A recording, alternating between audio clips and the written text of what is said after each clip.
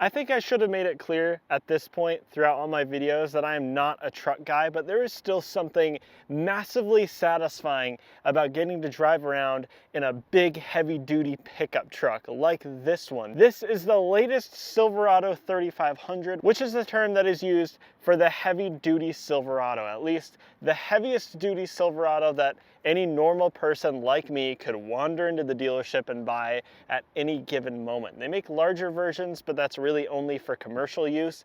This Silverado right here is really pushing the bounds of what should be legal and possible on roads. And is that me complaining like some liberal sissy boy? No, it is absolutely not, because there is nothing that makes you feel more free as an American like driving around in a big diesel pickup truck with almost 1,000 pound-feet of torque and the ability to tow any one of the buildings that you see surrounding me, maybe the Wasatch Mountains back there. It is really the purest expression of sheer American freedom and power. And let's take a review type tour of this massive pickup truck. In America, what is the most important thing when it comes to a pickup truck? It's not the bed, actually. Number one is having a bigger truck than the other guy down the street. But number two might be the pickup truck bed. Now, normally, pickup truck beds before used to just be regular things that would fold down. This one, I believe, is fully automated. Oh, never mind. I think I have to hold it. Yeah, there you go. A fully electronic bed system. Let's look at that again. Nice. Unfortunately, this truck doesn't come with that cool optional step thing where the bed would break out into multiple parts and then form steps to make it easier to get into the actual truck bed back here. This one just has a traditional tailgate, unfortunately, but as you have just seen, it is fully automated. It opens and closes on its own with a button on the key fob or a button in the cab itself. The bed, as you'd expect for a full-size heavy-duty pickup truck, is absolutely massive, and in this truck at least, it has a lining around it so that when you're throwing stuff, throwing tools, plywood, whatever have you, in the back, it's not scratching up the paint back here, which is a really nice feature. Also back here, you have a couple different power ports. Over on the passenger side of the truck, you have a traditional household style power outlet over there. And then on this side, I have some ports for hooking up trailers and lights and things like that. Again, back here, even though this doesn't have all of the goodies that you would want to have on something like a big pickup truck that is offered from General Motors, it is still pretty well equipped, as you would expect for something that is this expensive and this large. Also, it comes with a payload capacity of almost 8,000 pounds. Good luck actually coming anywhere near that full payload capacity with anything that you could fit back here. I certainly couldn't think of anything. And let's come back to the size of this thing. It is 7 feet tall and 20 feet long. And even though this isn't the largest version of the Silverado 3500 that you can buy, here's a shot of it next to my 2005 Mini Cooper. I told you guys I wasn't a truck guy. Even though they are designed to carry around the same number of passengers, this truck absolutely dwarfs my regular mini-sized passenger car. It is absolutely insane.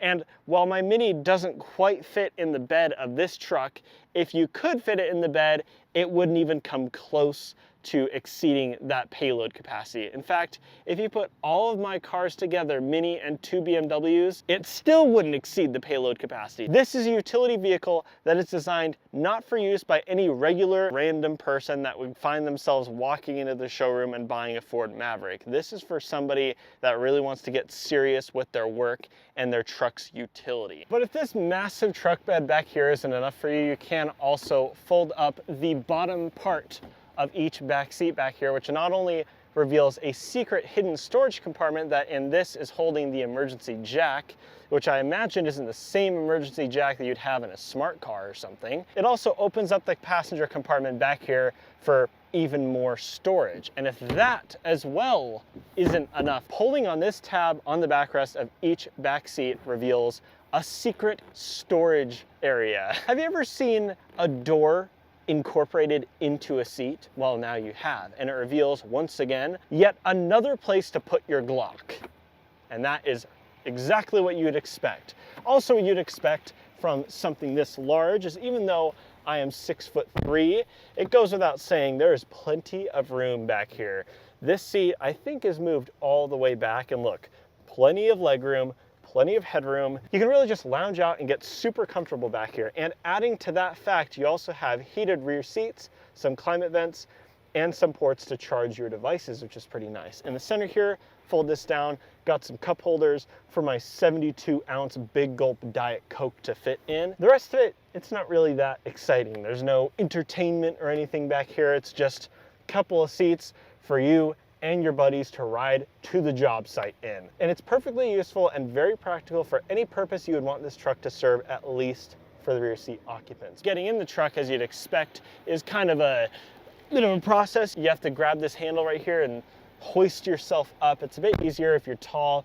I imagine if you're 5'3", getting in one of these gets a little bit old. But once you get in up here, you find that it's pretty nice actually when it comes to equipment and it comes to interior and screens and various things like that. It's pretty modern and pretty luxurious, but there are a couple things that sets this truck apart from any regular truck that weenies and losers buy, like this button right here to activate your exhaust brake for one, which I have never seen in a non-commercial vehicle ever. Not really sure how it works in this Silverado. We're going to try it when we get it out on the road here in a minute. Another thing is this digital gauge cluster, which is really nice. It has a bunch of configurable things. There's 3 different screens that you can configure to show a bunch of different information. But what I want to focus on is in the center, you have a meter for your fuel filter life, your air filter life, which I guess is nice to see, but also your level of diesel exhaust fluid, which you need to top up every once in a while. It's nice to see that in this truck. It makes it a little bit easier to live with. Another thing is this infotainment system right here, which is pretty good. You have this main menu right here over on the left where you can swipe between different apps and things like your trailering app. Let's go into that. And you can see once it loads up, you've got a bunch of menus for controlling your trailer. You can add a trailer, its dimensions and things like that into this menu here. And then the truck will, I presume, help you set up the trailer, help you maneuver it, tell you extra information about the trailer once you hook everything up through those ports that I showed you back there. It shows that General Motors sat down and they thought, how can we make this pickup truck easier for people that are going to be using it for the things they're supposed to use it for? And that's a very thoughtful thing. Also, ventilated seats, which I have on right now, and it feels very nice cooling my butt. And then all the way back here, you have this massive, huge storage compartment in the center, which is very useful. And it also hides a couple more charging ports and a wireless charger for your phone, which previously, before I opened it, was something that you could easily not even notice. Also, over in front of the driver, you have a standard Chevrolet steering wheel. It's heated. It's got menus for your cruise control over on the left, your media controls and controls for the digital gauge cluster on the right. And you have a traditional old school column mounted automatic gear selector because some things never change. That is heavy duty pickup truck tradition number 1. Number 1, column shifter. Number 2, diesel. Number 3, big dually power freedom. You get the idea. Apologies for those who really wanted to get a good look at the engine during this part of the video. My tripod doesn't actually go tall enough to be able to get a good view over the engine of this truck. This Silverado 3500 is offered in 2 powertrain configurations when it comes to the engine anyway. A 6.6 liter gas powered V8 with 401 horsepower and 464 pound-feet of torque. But if you want the most capability, and I suggest you do if you're buying something like this, you want the Duramax. The 6.6 liter turbo diesel V8 develops 470 horsepower, which is 70 more than what the gas-powered engine provides, but it offers way more torque than the gas engine for a total of well over 900 pound-feet, 935 pound-feet of torque to be exact, which is a massive gargantuan amount as you could expect. I'm pretty sure the Ford Power Stroke offers more, but come on. That's a Ford. Do you really want a Ford? This truck also has a low-speed gearbox where you can put it in low range if you're driving it off-road, which you might be doing if you have this Z71 package on this truck as well, which adds special off-road shocks, special off-road tires, and more skid plating and protection underneath the truck. And then when it comes to capability, I already told you almost 8,000 pound payload capacity, but it also can tow almost 36,000 pounds. So as I drive this thing out on the road, I gotta be careful to not reverse the Earth's rotation with the amount of torque that this thing provides, because it is pretty insane. And with that, I think it's time to see what this truck is like out on the road. And it goes without saying that I showed up here today in a 2005 Mini Cooper, so this is a bit of an adjustment for me. Honestly, if you ever get the chance to drive a big pickup truck, at least on American roads, you'll find they're pretty easy to drive, actually. They're not really as intimidating as you'd expect. Now, I am rolling up to an intersection right here, a Chevrolet Bolt, an electric car. Electric cars, am I right, fellas? In front of me, he almost completely disappears beneath the hood. This thing is gargantuan. And I need to be careful again to not use too much throttle, because I don't want to wake up the Wasatch fault line earlier than it needs to. But it's just this big thing with all this power. I get the sense that there's just biblical happenings and possibilities and opportunities beneath my right foot. Now, it doesn't have again, it's only 470 horsepower, but it's almost twice that amount in torque. And when you get that, then it results in an interesting feeling. When you put your foot down, it doesn't really move that fast, but you get the sense that as it's moving, there's nothing, no matter how heavy, that would hold it back. For instance, if I attached this truck to that building right there, and every single foundation that it is laid upon, and I floored it, it would accelerate and move in the exact same manner, and it would just bring that building along with it. That's the feeling that you get with massive torque, but only so much power. But let's just give it another shot here on our favorite bit of road and see how it accelerates, see how it does it.